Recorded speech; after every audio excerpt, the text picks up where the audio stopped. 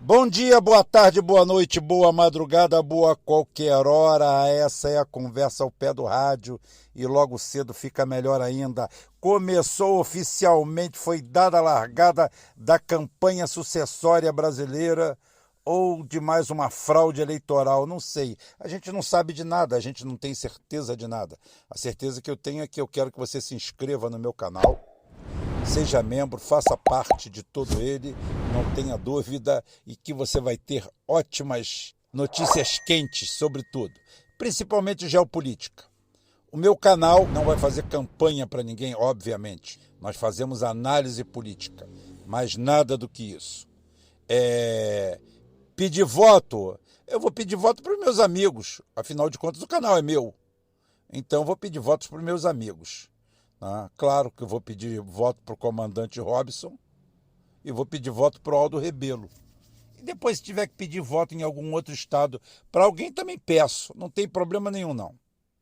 São cargos, apesar de ser considerado cargo executivo, o Senado é um cargo legislativo. Ele tem nuances de executivo, mas ele é um cargo legislativo. Então, o grande problema nacional hoje não está no conjunto de deputados e senadores que vão montar, ou governadores que vão montar esse quadro. Tudo se deposita na figura dos candidatos à presidência. Bem, nós temos 3 candidatos à presidência e eu abordei cada um. E eu vou botar a posição minha hoje crítica. No momento, na largada, a política são como nuvens. Eu falo isso, repito. O vento muda, elas mudam. Tudo pode mudar de uma hora para outra, porque os compromissos são grandes. E os posicionamentos devem ser cobrados, não tenha dúvida nenhuma. Agora, eu estou falando no ponto de largada.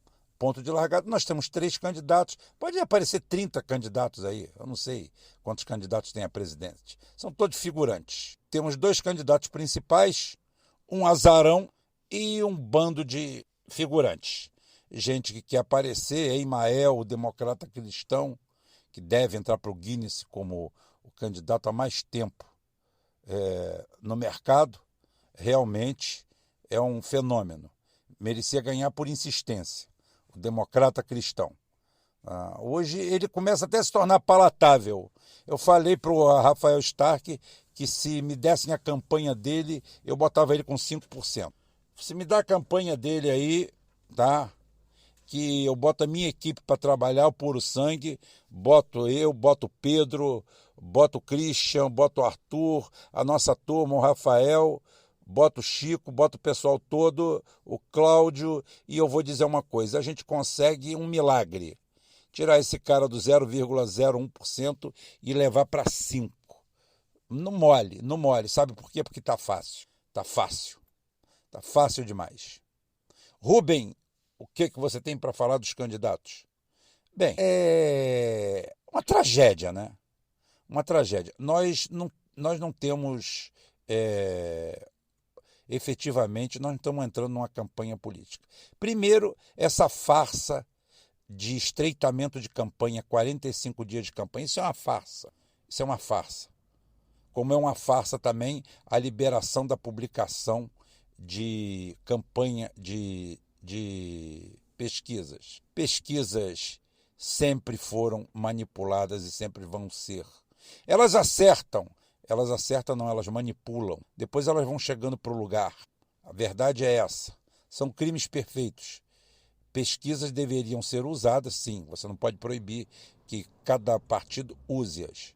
Agora, publicação, proibido. Proibido por quê? Porque simplesmente é uma das armas da quebra do código-fonte da democracia. A democracia tem um código-fonte, tem um algoritmo, e ele foi quebrado pelo capital, pelo dinheiro. se tornou barato, a ponto de que você chega numa roda de esclarecidos. Eu, por exemplo, há 2 meses atrás, mais ou menos, sentado à mesa com a minha família, pessoas esclarecidas, pessoas com bom posicionamento político, pessoas com nível de informação boa. Eu não estou falando a média brasileira, não. Acima da média. Não é porque é minha família, poderia ser o grupo aqui para quem eu falo todo dia, acima da média. E eles chegaram para mim e falaram assim: eu acho até o Ciro legal, mas eu não voto no Ciro porque o Ciro não tem a mínima chance. Por quê? Por que o Ciro não tem a mínima chance? Por que o Emael não tem a mínima chance? Tem alguns motivos que eu posso elencar para vocês, de maior ou menor dificuldade de penetração. Mas o próprio Bolsonaro provou na última eleição que uma eleição majoritária pode ser feita assim, por um candidato até sem estrutura partidária, porque o pessoal vem ao encontro dele. Então até o Emael deveria ter chance, mas não, eles são alijados, as pernas deles são quebradas na largada. Então eles já sabem que o Ciro não, porque o Ciro não tem chance. Não há eleição, não há nada, mas não tem chance. Aí, em nome de uma ética moral, um puritanismo que a gente sabe que termina nas malas de dinheiro, muito bem, acabaram com a campanha antiga, aquela que tinha palanque, que tinha discurso, que tinha mentira, pelo menos a gente se divertia, né?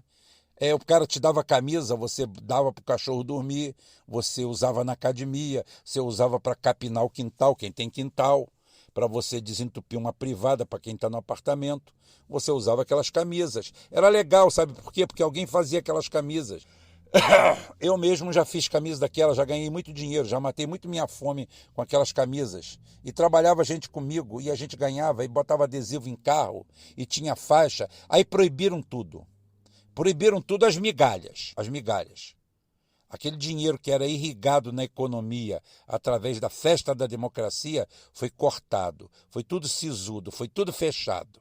Agora os dinheiros andam em maletas e em malas entre a alta cúpula. Os 10 milhões que seriam gastos, por exemplo, por um candidato a governador que faria camisas, adesivos, uma série de coisas, uns showzinhos que podem ser limitados os valores e que dariam emprego e irrigariam dinheiro na base da economia, isso foi proibido. Agora os governadores eles se aliam lá em cima e ao invés de 10 milhões eles gastam 100, porque tem que deixar o de todo mundo tem que levar o seu. Tá? Então, essa daí foi a festa da democracia, já botaram regra nela. Tá? Primeiro, essa bosta desse tal de instituto de pesquisa. Isso daí fere o princípio democrático. Fere esse princípio democrático por quê? Como é que eu, Emael, o democrata cristão, vou rivalizar com o Lula, com o Bolsonaro, com o poder econômico que eles têm, ou até do Ciro Gomes mesmo, ou de outros candidatos? Como eu, o democrata cristão, vou ter uma chance de igual para igual? O princípio democrático já foi para o saco, já corroeu, já derreteu. Então a primeira perna do algoritmo já foi quebrada, o código-fonte já foi quebrado. E as pesquisas começam a aparecer, compradas por um lado, compradas pelo outro, nesse Brasil de uma impunidade total, tá? Que a única pessoa que vai preso é o inimigo. Não é o criminoso, é o inimigo. O cometer crime é o de menos. O importante é ser inimigo. O inimigo vai em cana. E aí nós temos a eleição, tem Ciro Gomes, que é inimigo dele mesmo. O Ciro Gomes não precisa de adversário. O Ciro Gomes, se eu for conversar com você, quando acabar, ele fala assim: e aí, quando é que nós três vamos nos encontrar de novo? Porque eu nunca vi ninguém tão dúbio, eu nunca vi ninguém que consiga... É a vaca holandesa desastrada.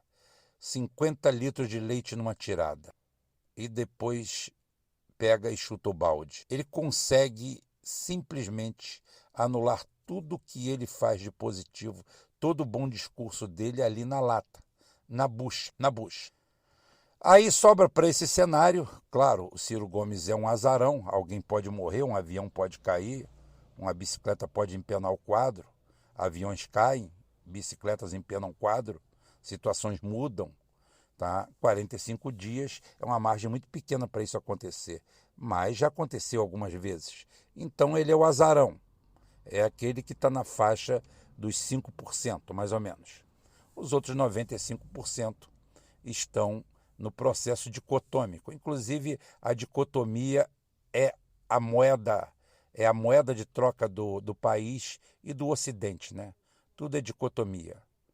É negro contra branco, é gay contra hétero, é mulher contra homem, é tudo assim. Eles colocaram a gente, é outra quebra é a segunda quebra do código do algoritmo, né? Da democracia. É você criar isso, dividir para governar. Cria um tumulto, cria um problema, cria uma situação, porque quanto mais problema você tiver, quanto mais atrito você tiver, tá? Menos luz você vai ter. Tá? Atrito gera calor, não gera luz. Então é o seguinte, vamos ter atritos. Então isso daí faz parte de todo o processo de corrosão ou erosão do que seja a democracia. Por último, chegamos aos dois candidatos principais. Rubem, em qual você votaria hoje? Bem, hoje eu não votaria em nenhum. E amanhã provavelmente votarei em nenhum também. Porque em um dos três, digo, tá? Por que eu respondo isso? Porque, olha, eu poderia votar em qualquer um dos três. Eu não engulo essa história de golpe. O golpe de 2016. Golpe como?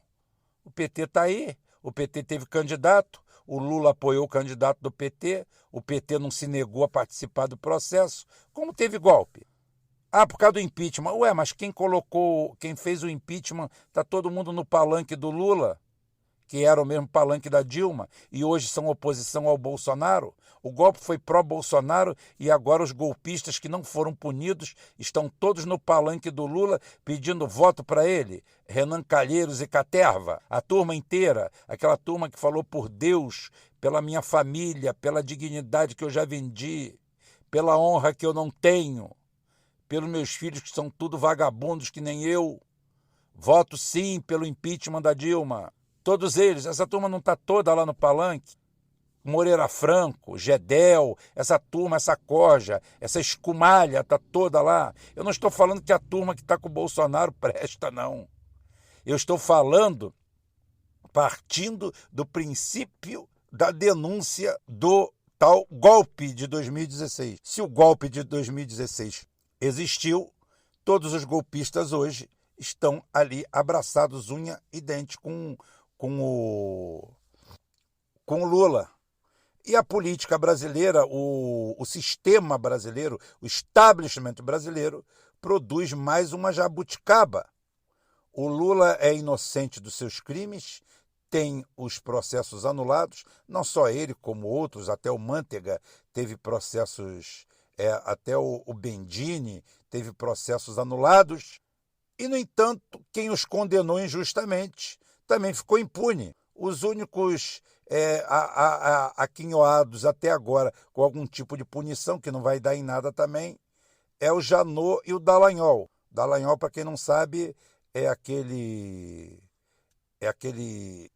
oriunde lá da Itália, a família veio lá do Vêneto, uma família de uma região miserável no norte da Itália, tá? Extremamente miserável, que vieram para o Brasil, conseguiram tudo no Brasil, e se você chegar perto dele, ele vai ter uma história dizendo que eles eram nobres lá da Itália e vieram para aqui como grande coisa. Porra nenhuma. Eram o cocô do cavalo do bandido que morreu atropelado na primeira cena e nem foi filmado. Tá? É isso que eles eram. Vieram lá do Vêneto, uma região miserável. Eu já fiz uma postagem sobre isso. Só que é do final do Facebook, e o Facebook eu eliminei, acabei com ele da minha vida. Eu não tenho mais nada a ver com aquela imundície, aquela prática imunda. Como são todas essas redes sociais, todas elas vêm e são dominadas pelo mesmo senhor, pelo mesmo amo. Como ao mesmo senhor e o mesmo amo rezam os dois principais candidatos. Temos de um lado Luiz Inácio Lula da Silva, representando o caprichoso.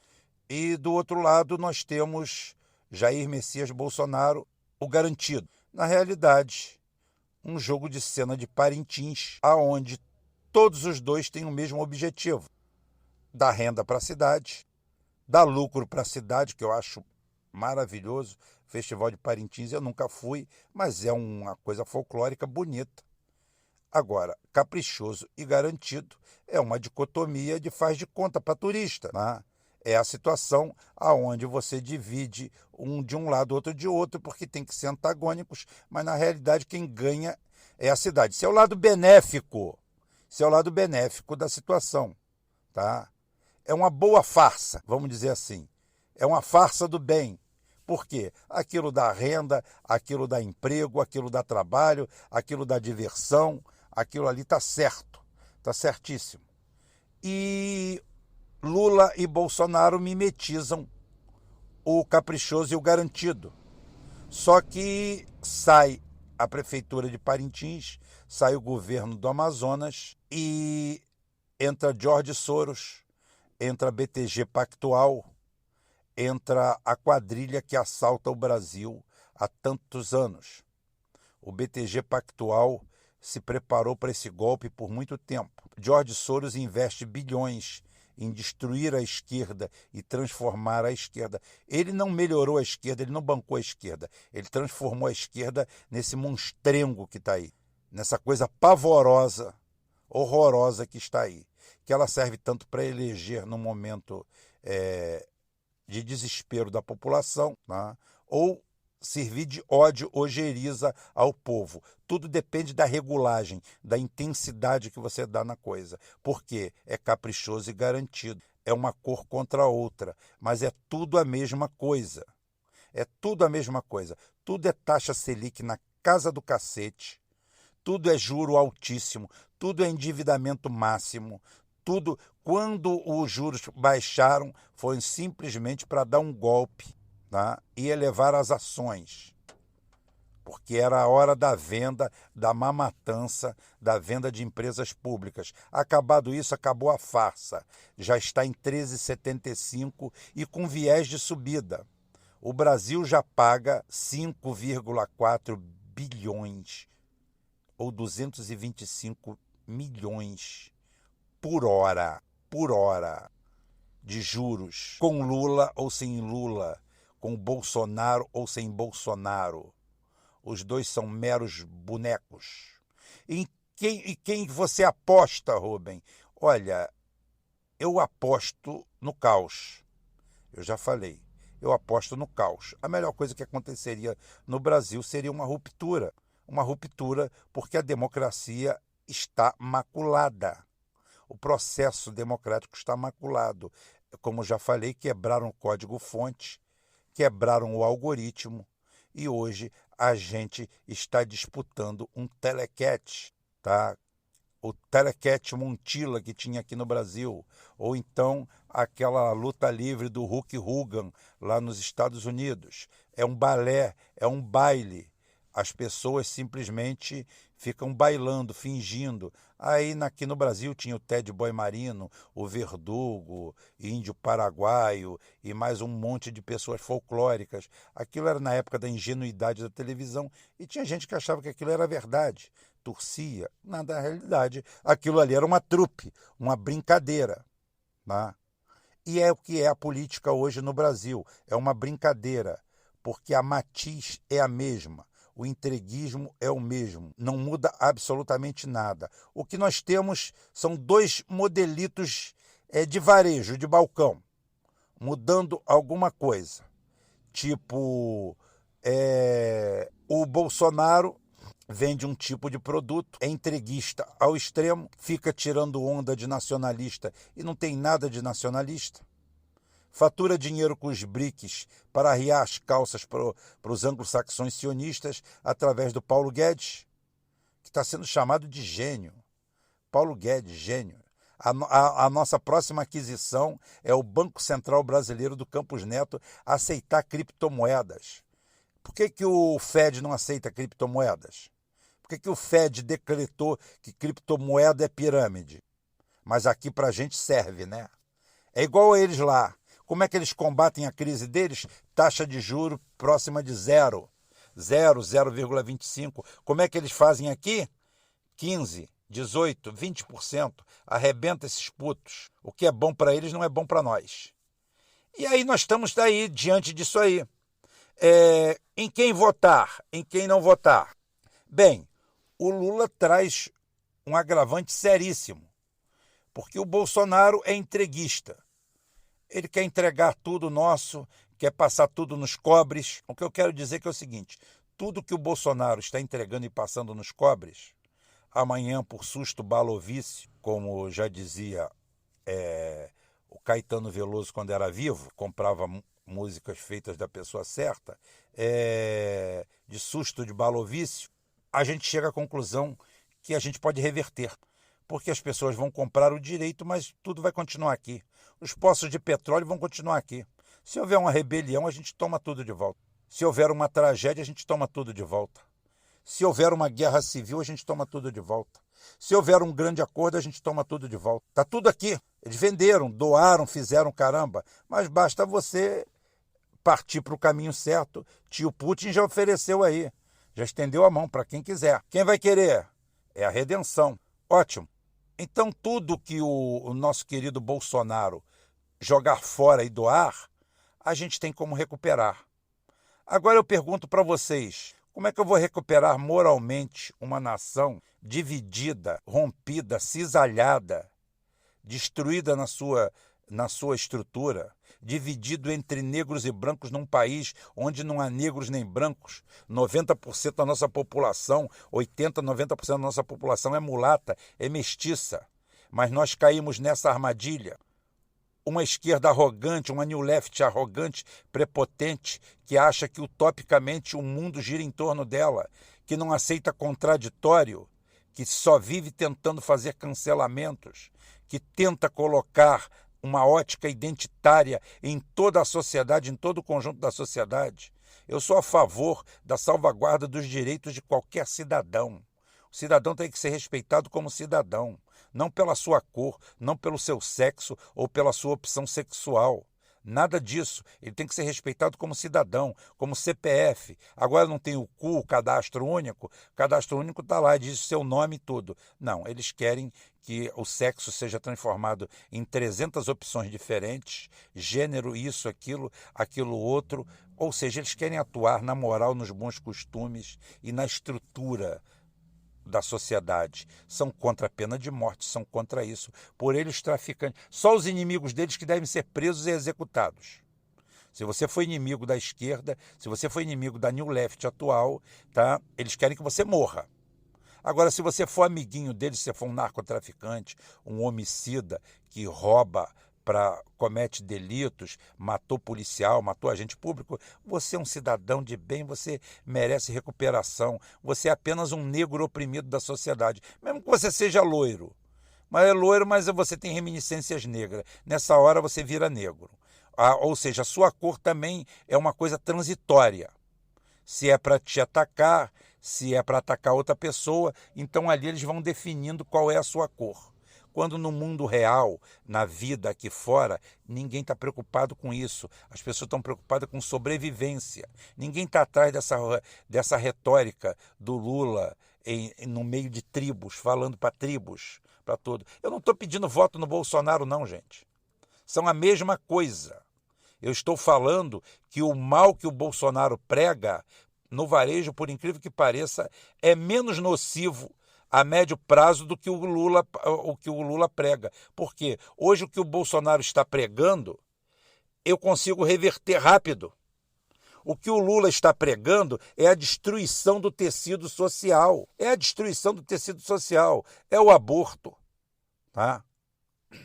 São as drogas, a relativização das drogas, a apologia ao consumo de drogas, tá? A relativização do crime no Brasil. Domingo, um soldado da PM, um sargento da PM, 53 anos, Dia dos Pais, com 2 filhos, toma um tiro na cabeça e é executado dentro de uma viatura. Dentro de uma viatura, não há respeito pelo Estado, não há respeito por nada. Só há respeito por vagabundo, por bandidos. A esposa do Marcola se jacta e sai em público que quando descobriram que ela era a rainha consorte ou a princesa consorte, ou com muita sorte, do Marcola, né? Vieram devolver o dinheiro do roubo a ela e pedir desculpas.